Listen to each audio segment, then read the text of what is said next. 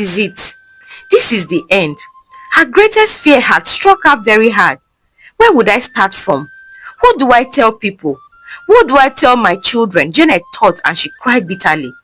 In the lively city of Eko, there lived a young and beautiful girl called Janet. She was a God-fearing Christian who was the example parents set for their daughters. She was upright and full of morals. Everybody in the community knew that Janet was a decent girl, a virgin at 28 years old. Rich men from far and wide came with gifts and luxury to entice her, but she stood firm in her morals. Janet had a close friend named Bosse. They grew up together and went to school together, but Bosse got married immediately after their university education, while Janet was still unmarried. Bosse invited Janet over to her house one evening, and as they sat in Bosse's living room, she revealed that her husband's friend was interested in her and wanted to marry her. Babe, you know that my husband's friend now, the best man at our wedding, he has been disturbing me. He said he likes you and he wants to marry you.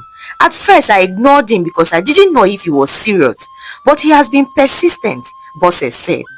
I remember him from your wedding, but me, I don't have strength for relationship drama, Janet replied. That was exactly what I told him.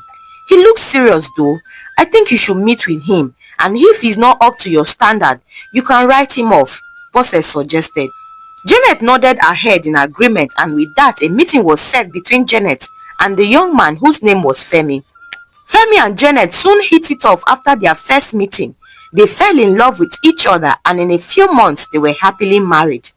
On their wedding night, Janet revealed something shocking to Femi.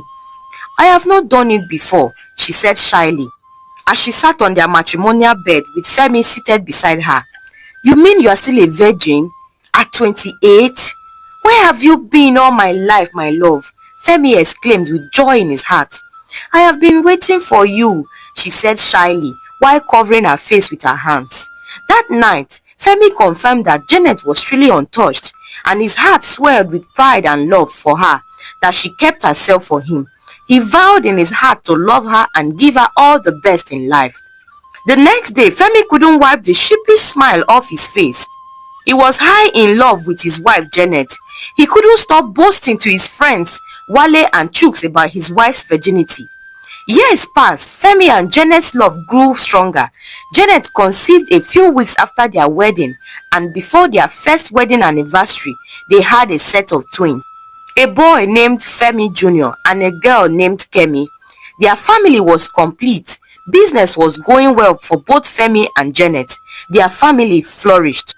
Things soon took a dark turn when one afternoon Janet was cooking in the kitchen when she heard a loud piercing sound from the living room. It was her daughter's voice. Fear gripped her. She left them in the living room where they were watching TV a while ago. She rushed out of the kitchen to the living room where she saw her daughter crying uncontrollably. Mommy, Femi is not moving. Her twin girl Kemi cried out. Janet was shocked to see her son lying in the pool of his blood. She screamed, somebody help me, oh my son. She didn't have time to think. She carried Femi, who was unconscious, into the car and drove like a maniac to the hospital. Femi Jr. was admitted immediately, and the doctor brought bad news. Mrs. Janet, your boy is in a critical condition. It seems he fell from a very high place and the impact on his head is severe. We need to carry out emergency surgery to stop the bleeding and stabilize him, the doctor said. Janet was distraught. Her beautiful world was crumbling before her. She called her husband to inform him of their son's predicament, and her husband Femi came running down the hospital lobby with fear and panic. Honey, what happened? What happened to Junior? He asked as worry clouded his face. I don't know. I was in the kitchen cooking and I left them in the living room. It seems they were dragging the remote and Femi accidentally fell down the stairs, and now my baby is unconscious. The doctor said he needs emergency surgery and blood transfusion, Janet said, crying bitterly. Femi tried to console his wife, and they both went into the lab to get their blood tested before donating. After a few minutes, the doctor called Femi and Janet into his office. Mr. and Mrs. Femi, we noticed that your blood type does not match your son's blood. What? How? He is our son, Why will our blood not match his? Femi asked, feeling confused. Well, you see, it is not unheard of that a child does not have his parents' blood type. However, the bone of contention now is that your boy needs emergency blood transfusion and we don't have his blood type in our bank. I will recommend a place for you to go and get it as soon as possible, the doctor said. Janet and Femi looked at themselves briefly with confusion on their faces. Why was their son's blood type different from theirs?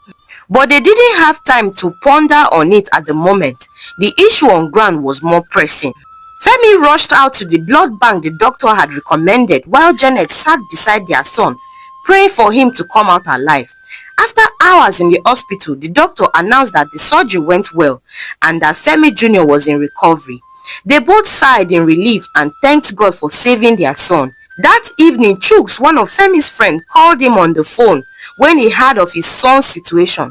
My guy, I heard your boy had an accident. How is he? What happened? Hope he is better now, Chuks asked over the phone. Yes, so my brother, I thank God for his mercies, Femi replied. He told his friend Chuks about the incident at the doctor's office where they were told his blood didn't match theirs. Which kind matter be that? How will your son's blood not match your own? I never hear of that kind thing before. Guy, I think you have to get to the root of this. What if he's not your biological son? Chuks said. Stop that rubbish talk. Femi backed at Chuks on the phone. What do you mean he's not my biological son? Are you accusing my wife of cheating? I married her a virgin and I was there every step of the way from pregnancy till now. Junior is my flesh and blood, and besides, the doctor confirmed that sometimes a child might not have the parent's blood type. Femi hung up the phone with anger, but the seed of that was already planted in his heart. Junior was discharged a few days later and they all went back home, but Femi was growing more distant each passing day. His friend's word was stuck in his brain. He couldn't shake off the feeling of the possibility of Junior not being his biological son, or that his wife that he had loved so much could cheat on him. Femi lost his peace and Janet noticed his absent-mindedness and detachment in their home. She asked him what the problem was one evening. Honey, what is the matter? You have been so distant and cold to me and the kids these days. Is something bothering you? You can always share your burdens with me, Janet said. It's just some work stuff, Jare, that is giving me stress. It's nothing serious. He lied. Days passed and Femi became a hollow shell. He confided on his friend Chuks about his worry one evening when they went out to a bar for drinks. My guy, something has been bothering me since that incident with Junior. I have not had a minute of peace. I don't know what to do, Femi said as he took a sip of his drink. It's simple now. Run DNA test by yourself and the truth will be out if he is yours or not, Chuks suggested. What if this offends my wife or destroys the peace we share? I wouldn't want anything that will ruin my home. My guy, relax. You feel run now without say she not know. Moreover, it is better for you to know where you stand. No be when you don't train pikin finish, another man will come claim paternity, Chuks said jokingly. Abeg stop, everything no be play, guy. This is a serious matter. Femi glared at him angrily. My bad, oya no vex. As they sat there at the bar taking their drinks, Femi's mind was in 1,000 places at the same time. What if Junior is not his biological son? What if he is and Janet found out that he did DNA tests without informing her? Anyhow he thought about it, he was stuck between a rock and a hard place, and he was drowning in his own thoughts. Femi returned home that night and he couldn't sleep. He pondered on his next action. His friend's words were biting him too hard for him to ignore. And after what felt like an eternity, Femi made up his mind to get his DNA and his son's tested. That night, he went into Junior's room where Junior was fast asleep. He cut a few strands of his hair and packaged it for test. He also took his own samples too that night. The next morning, before Janet woke up, Femi drove out of the house and headed straight to a DNA clinic his friend had recommended. The drive to the clinic was pure torture. It was the longest ride of his life. One mind kept telling him to turn around and go home, but his friend's word pushed him further and further, and before he knew it, he was in front of the clinic. Femi handed the samples to the lab scientist with shaking hands, and he was told to come back in 24 hours for his results. The next day, he went back for the results. He was handed the results in an envelope. Femi opened the envelope to read the content. What? He couldn't believe his eyes. His greatest fear had just come to pass. But how? Junior wasn't his biological son. He held the test results with his entire body shaking from shock. It was like he had been hit by an electric current and tornado at the same time. Femi collapsed on the floor at the clinic lobby, tears streaming down his face. The hospital staff just stared at him with a blank expression. They must have been seeing this kind of scenes every day, and they were used to it. After what felt like hours, Femi recollected himself and picked his sorry self off the floor. He staggered out of the clinic into his car and drove home. The drive home was chaotic. 1,001 thoughts went through Femi's head per second. Okay, I married her a virgin. I'm sure she was a virgin. Or is it that she deceived me? Okay, was she cheating on me? Who is the biological father of the twin? I thought she was a God-fearing woman. How could she betray me this way? I loved her with my being. Was she sleeping with another man while we were married? Different thoughts flew by as hot tears streamed down his face. He felt weak, betrayed, helpless. It was like his whole world just melted like wax. Femi got home and slammed his car door. He stomped into the living room where the twins and Janet were seated watching TV. Daddy is back. Daddy, welcome. Junior and Kemi excitedly greeted Femi, but he ignored them. They rushed towards him to hug and kiss him as usual, but he shoved them out of the way. His reaction caught Janet's attention. What is the matter, babe? She asked. I should be asking you that, Janet. How could you do this to me? I mean, I trusted you with my life. As if cheating wasn't enough, you had to pin another man's children on me. What did I do to deserve this kind of wickedness from you? Femi said, glaring at Janet with anger and tears on his face. I don't understand what you mean. Cheating? Me? Who? Me? Pinning another man's children on you? What sort of play is that? Janet asked, feeling confused. How dare you try to play dumb? As if you don't know your dirty secret has been exposed, Femi yelled, his voice thundering through the entire house. The children cowered to a corner in fear. They had never seen Daddy yelling at Mommy with so much anger. Who is the father of these children, Janet? Femi thundered. Janet was surprised. What are you talking about, Femi? You are scaring me.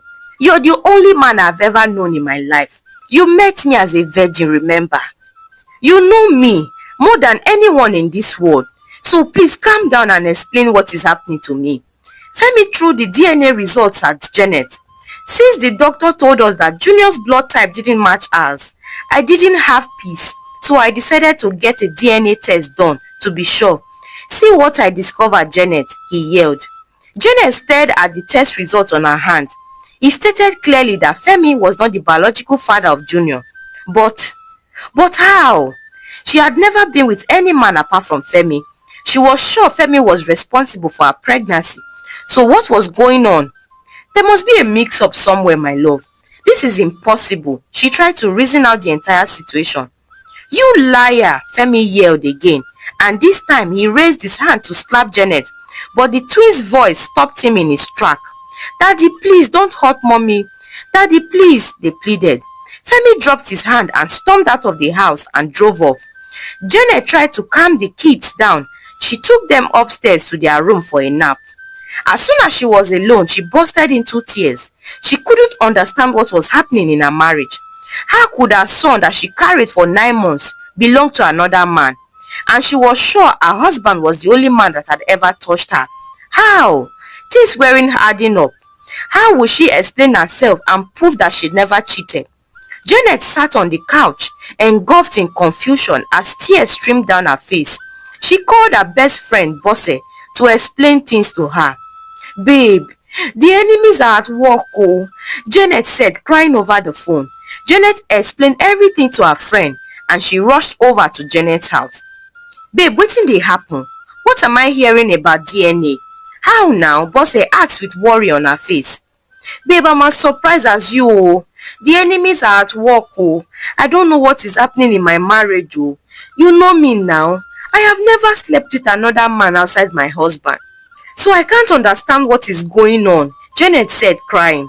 Bose tried consoling her friend. We will get to the root of this matter, my friend. Please pull yourself together.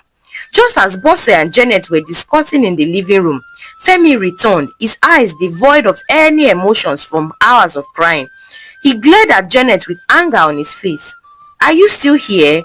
I need you to move out of this house. Go and find your baby daddy that got you pregnant. You can move in with him and his children, Femi said with anger. Haba Femi, please calm down. There's more to this matter than this.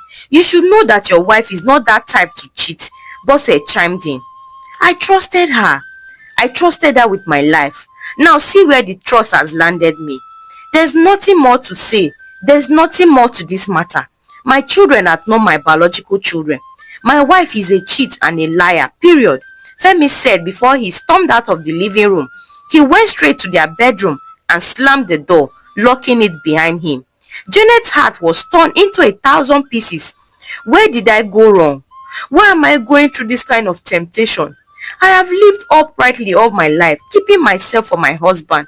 Why will such a calamity befall me? She wailed. Femi on the other end crumbled to the floor, crying bitterly. Why me? I thought I married a virgin. Who did I offend to be dealt such a heavy blow? He lamented as he sobbed in his room. They both couldn't sleep that night. Their joy, stability and marriage and everything they shared was hanging in the balance. The next day, Janet and her best friend Bose started the ultimate search for the truth, a logical explanation for the chaos that was wrecking Janet's marriage. They went to other DNA clinics in the city to get second opinions, but the result came back the same. Junior was not the biological son of Femi. Days turned into weeks and the tension in Janet's home was thicker than clouds. Femi treated her and the twins like strangers. She couldn't blame him. He was in pain himself. The kids started to notice daddy's abnormal behavior and distance, and they began to ask questions. Mommy, what is wrong with daddy? He doesn't love us anymore. He doesn't buy us gifts and tuck us into bed anymore, Kemi said one evening. Janet had to lie to the children to ease their mind. Daddy is stressed because of work. He loves you so much, she said, her heart breaking into 1,000,000 pieces as she tried to hold herself together. Things got worse when Femi started threatening to divorce her and asked her to move out of the house to go find her baby daddy. Her mental health was hanging on a thin thread. The search for answers continued. They went from one specialist to another, but none could provide a concrete explanation. Some even indirectly accused her of cheating. Janet was referred to a special DNA clinic in town by one of her acquaintances. She went there with Bose with the hope of getting answers. When she got to the doctor's office, they discovered that the doctor was an old roommate of theirs back in the university. They lost contact when she traveled abroad to pursue a career in genetics. They briefly exchanged pleasantry and Dr. Choma asked what brought them to the clinic. Janet explained everything that had happened while the doctor listened attentively and took down some notes. Mrs. Janet, if I get you correctly, the DNA results show that your husband is not the father of your son. And you are certainly sure that you never slept with another man, right? Yes, doctor, I'm very sure.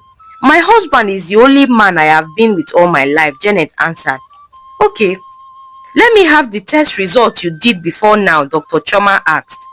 Janet handed the DNA result to the doctor and she carefully scanned through the page. The air in the doctor's office was thick. The tension and anxiety in the room was palpable. Janet's heart was beating 1,000,000 times per minute. This was her last chance to prove her innocence. After a few minutes of silence, the doctor spoke. This test result is authentic and it was done accurately. Your husband is not the biological father of your son, genetically speaking, the doctor said. Janet's heart dropped to her stomach. It was over for her. Her marriage was over. As she was lamenting internally, the doctor continued.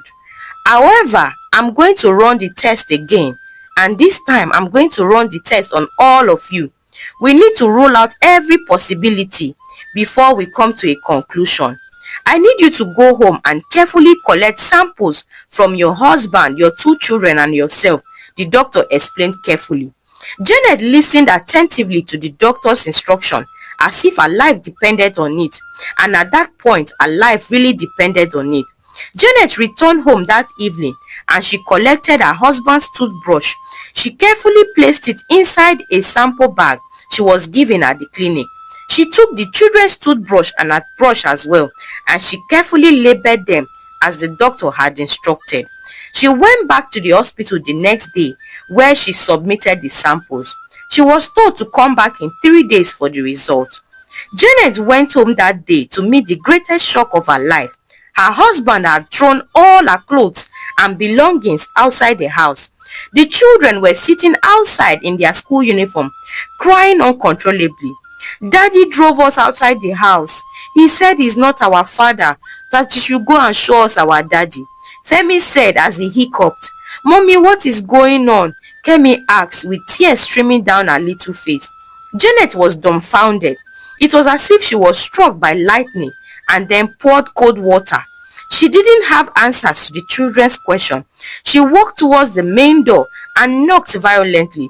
Femi, what do you think you are doing? Femi, open the door. Let's talk about this. It doesn't have to be this way. She knocked on the door, banging the innocent wood with her fist with all her might. After hours of begging and crying and knocking, Femi opened the door. Honey, don't do this to us, Janet pleaded. Don't you dare call me that, you cheating whore. I thought you were different. But it turned out that you are even worse. You are even worse than the devil himself, Janet. I don't want to see you or those children ever again in this house. This marriage is over. Get your children off my property, woman. Femi said as he glared at her with bloodshot eyes full of anger and hatred.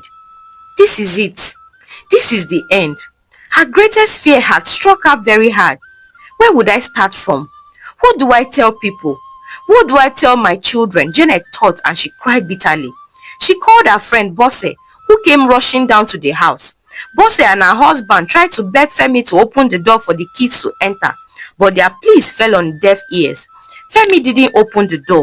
After hours of begging, Bosse took Janet and her children to her house. She gave them a room to stay until things settled down. Over the next couple of days, Janet couldn't eat nor sleep. All she did was cry. Bosse tried consoling her and encouraging her to stay strong for the children. Janet returned to the clinic and Bosse, her best friend, was by her side, giving her moral support. The doctor called them into her office and revealed something shocking to them. After I checked the DNA results you brought in to the clinic the other day, I felt a need to carry out a second test on all of you. Let's say it was a hunch, and my hunch is always right. So after we carried out another DNA test on the samples you brought few days ago, we found something strange. Junior is not your biological son, the doctor said. Janet stared at her best friend, seated beside her with a surprised look, and then turned towards the doctor with confusion written boldly all over her face. Doctor, I don't understand what you are saying, Janet said. Mrs. Janet, here is the thing. The results we got from the test show that you are not the biological mother of Junior, and Femi is not the biological father of Junior. But Kemi's case is different. It showed that you and Femi are biological parents, the doctor explained. Doctor, I'm still lost here. How is it possible that my twin boy is not my biological son and my twin girl is my biological daughter? I mean, it doesn't make sense. I carried them in my womb for 9 months and I had them the same day. How can a twin born on the same day at almost the same time have different paternity? Janet asked, feeling as though she was about to go crazy. Well, Mrs. Janet, that is what the DNA result showed, and my job is to explain things to you. Feel free to take your samples to other DNA clinic for a second opinion, Dr. Choma said. But how is this even possible? Janet asked, feeling more confused. A lot can happen during delivery and after delivery. Babies can get mixed up if they are not properly tagged. And there have been cases of stolen babies in the past. So I suggest you go home to your husband and join forces together to find out the truth, the doctor suggested. Janet and Bosse returned home feeling even more dumbfounded. They had never heard of such a thing before. A set of twins belonging to separate parents. They both sat there in Bosse's living room with fear, shock and confusion on their faces. They couldn't believe what Dr. Choma said, as it was impossible. They decided to visit 5 other DNA clinics to be 100% sure. But what shook them to their bones was that the other 5 clinics all confirmed what Dr. Choma had previously said. Janet felt a sense of relief and pain at the same time. Her innocence was proven, that she never cheated, but a greater worry was looming over her head. What happened to her twin boy? Who is Junior's real parents? What happened at the clinic the day she had her twins? Those were the questions she couldn't find answers to. The next day, Janet, Bosse and her husband drove to Femi's house. When they got there, Femi reluctantly opened the door for them. Immediately he laid eyes on Janet. He yelled, "What is this woman doing here? Did I not tell you I did not want to see your lying face again?" he said, pointing at Janet with anger and disgust. Bosse and her husband tried to calm him down while Janet stared at her husband, who once worshipped her, with pain in her heart. She couldn't blame Femi for his behavior. He too was going through pains from the series of unfortunate events happening. Bosse and her husband Wale managed to get Femi to sit down. They explained why they were there and told Femi all that they had discovered. "Do you think I'm a fool? What sort of prank is this? This woman has gone to fabricate lies to deceive me, but I won't be fooled a second time," Femi backed. "Femi, calm down. I can't imagine what you are going through right now, but Janet is not lying. Neither did she fabricate things. I was with her every step of the way. I have known her my entire life and I know she's not a liar. We even went to 5 other DNA clinics to get confirmation and they all said the same thing. If you have doubt, why don't you go and confirm?" Bosse said, defending her best friend. Bosse handed the DNA results from 6 clinics to Femi. He opened each envelope with shaking hands and he was shocked to find all the results were the same. Junior was not their biological son. Kemi was their biological child. "But how is this possible?" he asked. "I mean, they are twins born on the same day, almost at the same time." What transpired on the day the twins were born? Janet never cheated on him. She was telling the truth all along. Femi sat on the couch with shock and surprise on his face as he held the test results on his hand. They had so many unanswered questions and the truth that laid ahead seemed like it would turn their lives upside down yet again. And the saga continues. Have you ever heard or seen anyone who was in a similar situation like Janet and Femi? How did they resolve their issue? Let me know in the comment section below. And the saga continues. Thank you for watching, and until I bring another interesting story your way again, bye for now.